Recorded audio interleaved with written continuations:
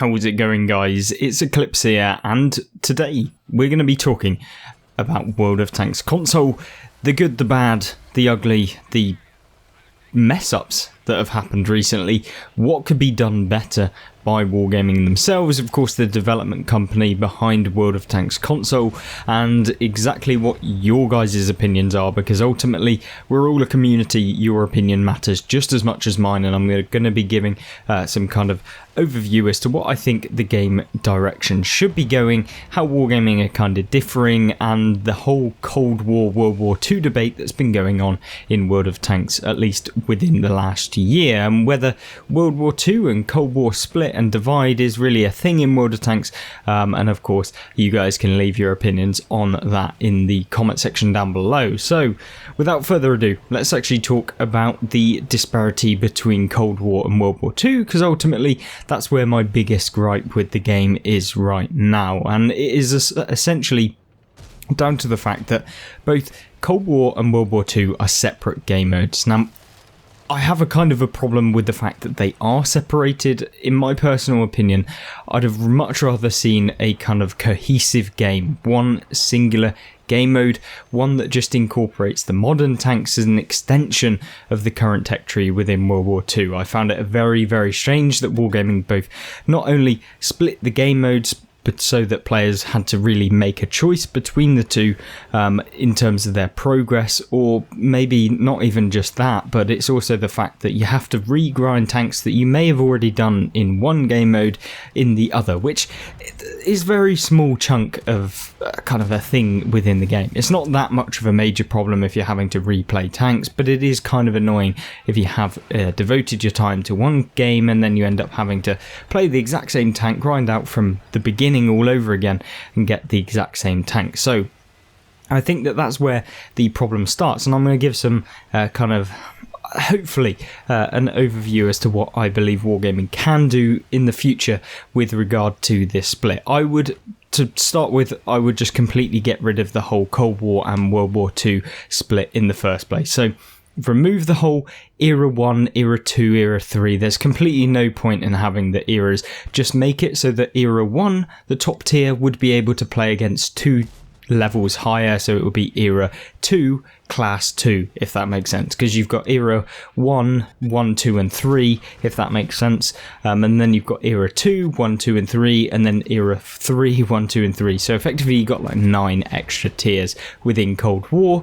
Each one is segregated into 3 different matchmakers, which is your Era 1, 2 and 3, and of course there's 3 different tiers within each one.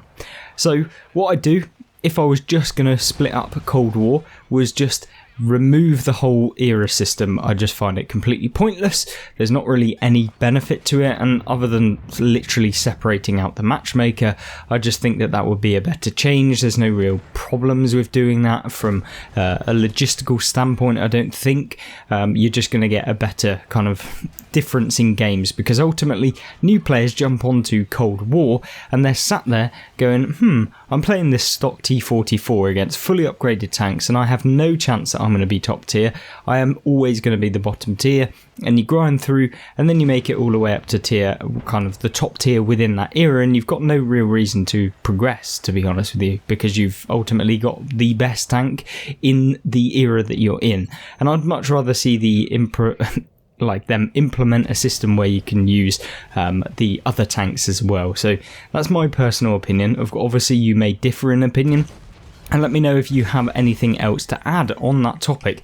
And ultimately, in my personal opinion, I would have just completely removed the low tiers, Era 1, and then just made it an extension of World War II, such that you'd play Era 11, 12, 13, 14, 15. Wargaming can still do this now.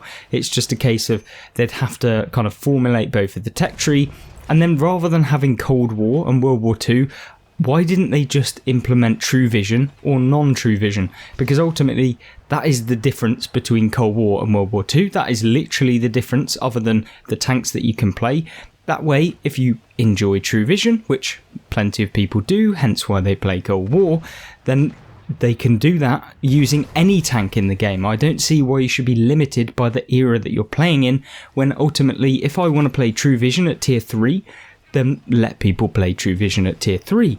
Similarly, if I really want to play the M1A2 Abrams, but I absolutely despise True Vision, then I should be able to play that tank in the World War II format as it currently is. And that is what I would do, in my personal opinion, is that I would get rid of the whole Cold War, I'd get rid of the whole World War II, just have it as one cohesive tech tree where you can choose what game mode you play. So instead of Cold War and World War II, it would be True Vision or Realistic or something like that, you could title it, where you can see tanks, and then have it as Arcade as the mode in which, we traditionally see World of Tanks in. It's on PC, it's on Blitz, that mode being the arcade mode, and then Realistic for those of you who want to see the tanks actually be visible no matter whether they're detected or not. That is kind of what I would do. I think it would be much better. It means that people would be able to grind through tech trees and then unlock both tanks in both game modes, because they would all be one game mode. It's just that you would be able to choose between which one you want to play. That way you're only splitting the Matchmaker into 2 effectively, and dependent on the proportion of players that want to play it, you can fill one with bots if you really want to, because the waiting times are massive at certain tiers. Wargaming would just have to test that out. But in my personal opinion, that would get rid of this whole Cold War, World War II division that's kind of happened over the last year, and it's probably only got worse. And it also means that people aren't being forced to play Cold War game mode, because ultimately some people, if you've been playing a lot of the objectives recently, they've all been to do with go on World War II or go on Cold War, and you have to do this, and all of the new content is for Cold War. But maybe you're interested in just getting new content but not having to be forced into playing that game mode if you want something new, something fresh. And that's the way I would go about it. It means that you wouldn't have to then reintroduce tanks, you wouldn't have to then develop the same tanks on a different game mode that have slightly different characteristics because it's a different game mode and it works slightly different. You could then just have one tank, one statistic based on Cold War, one statistic based on the kind of arcade or World War II mode, and that way you can just have one tank in your garage. You don't have to have multiple, you don't have to buy 2 premiums that are exactly the same if you want to play them, and it just means that, in my personal opinion, that would solve a lot of problems. I don't really see why Wargaming wouldn't do that from a logical standpoint, but then again, there's been some fairly illogical things happen over the years that I've been playing. Of course, maybe you think that this would be a terrible idea, and quite rightly, leave it in the comment section down below if you think that this would be a terrible idea. But effectively what it would be is just tiers 1 to 19 effectively, and that way you can basically play whatever tank you want in whatever game mode you want, without being forced to regrind tanks, without being forced to do X, Y, and Z. And that way, I think it would just be better. It'd be like elite tiers as you go past tier 10, and you can unlock these new tanks. And it means, all of the progress that you might have had on World War II counts towards Cold War. All of the progress on Cold War counts towards World War II. I think that would just be generally a better system, and it would just be a nicer way of doing it. But of course, leave your comments in the comment section down below. And that's not it. I think we want to talk about the overarching kind of aspect of World of Tanks right now, and the way in which development seems to be going into one proportion of the game. And I think that Wargaming are trying to focus on too many different things, and it doesn't feel like there's any real direction to the game. If you're kind of a casual player and you jump on, there's so many different ways in which you're being pulled. Are you being pulled onto Cold War? You're being pulled onto World War II. You've got an operation for a contract for mercenary tanks that you want to complete, but the mercenary tanks are only available on World War II, but then you may want to play Cold War to be able to get the mercenary tank, but then maybe you want to play the Cold War game mode, but you want the mercenary tank. It's just so many different things pulling you all around. And it means you can't play just the game casually. Like, yes, you can play the game casually, you can jump on, you can play 3 games or whatever of an evening, and then you can leave, you can do whatever you want. But it's just like it kind of forces you into different directions, that maybe you just want to jump on and you want to play some of the tanks, you want to grind through some of the tanks, and that's exactly what the game should be. It should be very accessible. You shouldn't have to think about all of the kind of stuff outside of the game. And by outside of the game, I just mean when you're not in the gameplay, you shouldn't be having to think about jumping around everywhere and that sort of thing. I think that it would simplify it a lot to new players as well as just veterans being able to just play the game that they've enjoyed for such a long time. And that is kind of my take on it. Of course, this is kind of my unfiltered opinion. We're just giving a full flat out commentary, no breaks, no kind of room for backtracking or anything like that. That is just generally my opinion. I've found that myself, I enjoy playing Cold War every now and again. I enjoy playing the True Vision, but ultimately I prefer playing the other game mode. But all of the new tanks, I really want to play them, but I just don't have time to regrind tanks that I already have, and they're pretty boring anyway, some of them. And so yeah, it's just become a case of not really sure which way to go, and yeah, it seems like that, I'm sure, for many of you guys as to which way you want to go with your game.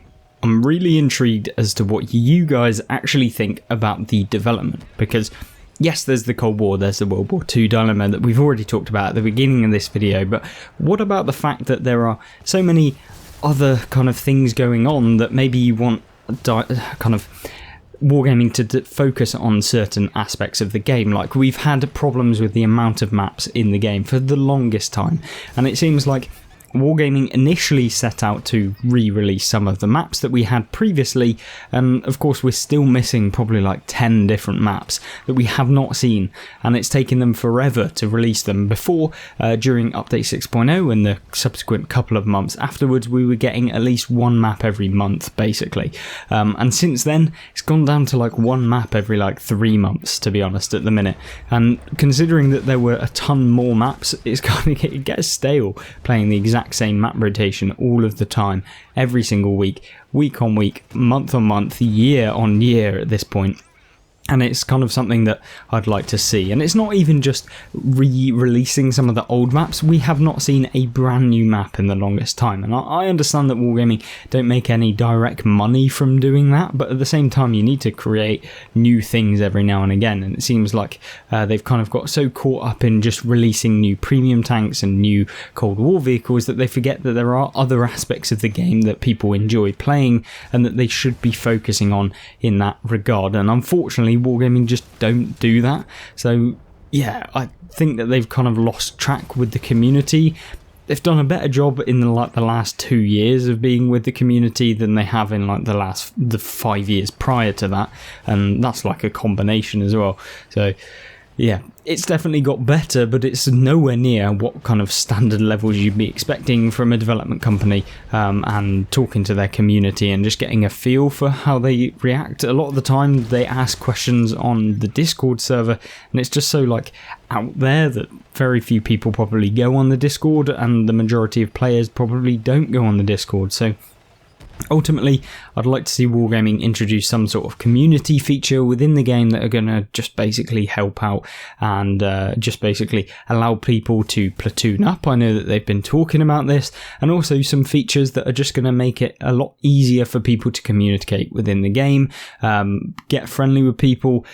Obviously building a community within the game itself, so having a community tab in the game where you can find out about your clan, where you can join up to clans, where you can find clans, and you can see a leaderboard of clans where you can basically just try and request, because ultimately all of their kind of optional extras are all like off the game itself. You have to go online to literally get into your clans to do all of that sort of stuff, and most people, to be honest with you, are not going to bother going off to go onto the internet to search up Wargaming and then find the random page that the clan layout is on and then join up to a random clan that they have no idea which are the best and blah blah blah.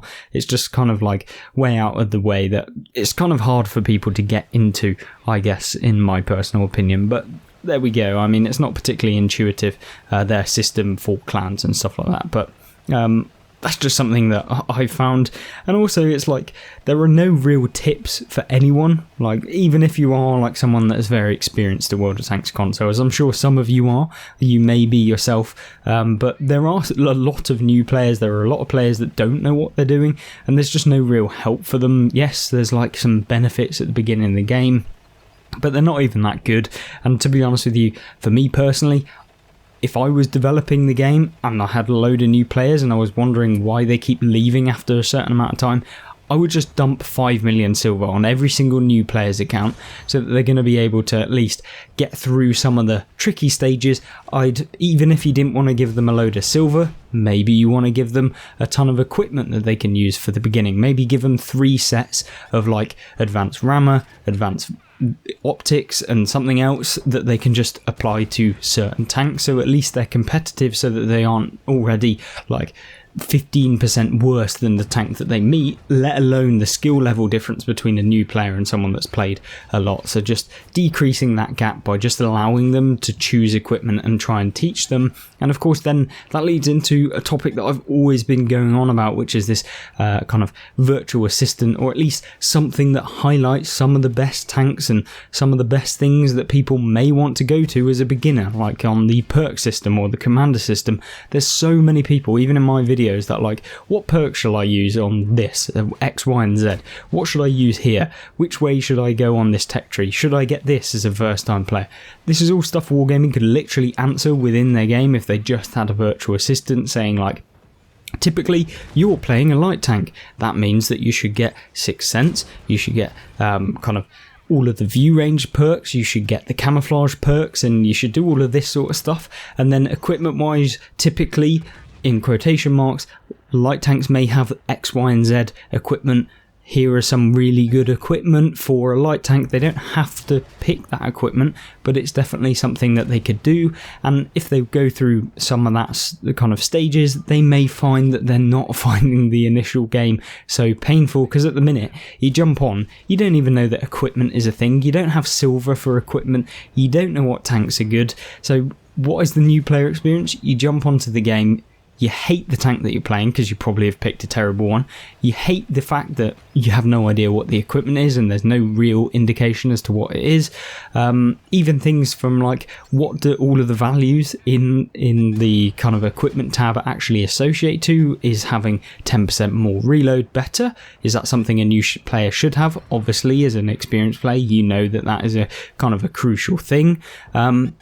But as a new player, maybe you think taking less damage is more important. So you're taking spool liner on everything, but actually maybe you shouldn't be taking that on your light tank. So it's all stuff that should just be given to them, and I think that would go a long way as to retaining some of the player base that has been going on. And of course that's not just for new players. So if you're a more advanced player, maybe a more experienced player, someone that's played 5,000 battles, maybe you've forgotten certain aspects of the game and you don't really know 100% yourself, so you can just go to this thing, you can find out what typically people use. Is an easy resource, and I don't think it would be too difficult to implement. Obviously that's coming from me, but considering it would widely help pretty much everyone on the game other than experienced players, then yeah, I think it would definitely be a beneficial feature, and I really heavily want Wargaming to do this because it will help out new players massively. And although they're not necessarily something that you should only purely focus on,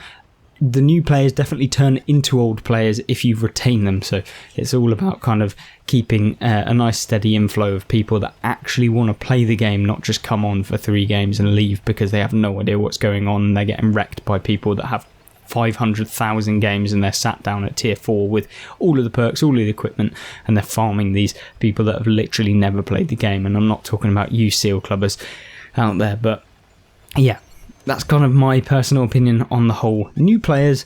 And of course, what about experienced players? What do we want to see? Well, we want to see some achievements, in my personal opinion, because achievements, super cool.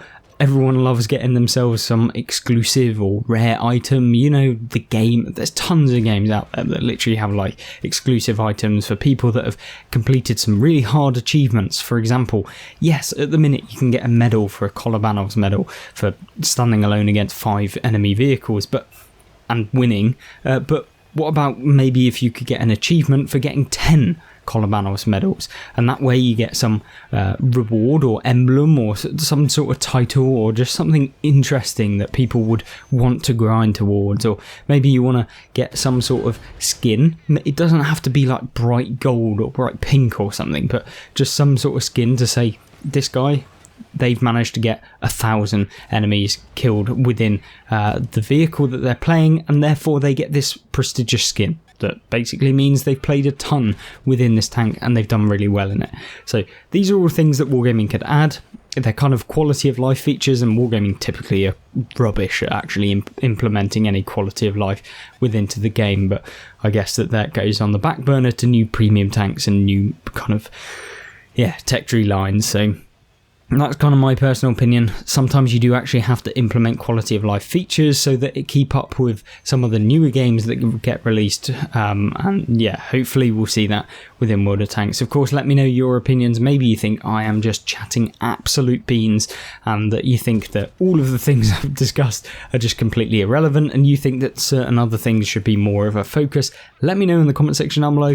That's just my opinion, and of course you guys are entitled to whatever opinion you do have. So I'm interested to see what you guys think, whether you agree, whether you disagree. Let me know. And all of the comments, I'm going to direct Wargaming to this video, so hopefully they actually have a look at it. I'm going to highly suggest that they have a look at the comments of all you guys, so hopefully they'll take at least some sort of an impact. Maybe they'll actually watch this video and see what the opinions are of various different people. So fingers crossed, maybe some of these changes that might be good for the majority of players will come into the game, but there we go. I hope you join me in the next video. I hope you enjoyed this one, and don't forget to check out some of the gameplay and tank reviews, how to get better at World of Tanks playlists that are on the left and right. There you go, and hopefully you'll join me in one of those, and I'll see you there. Goodbye.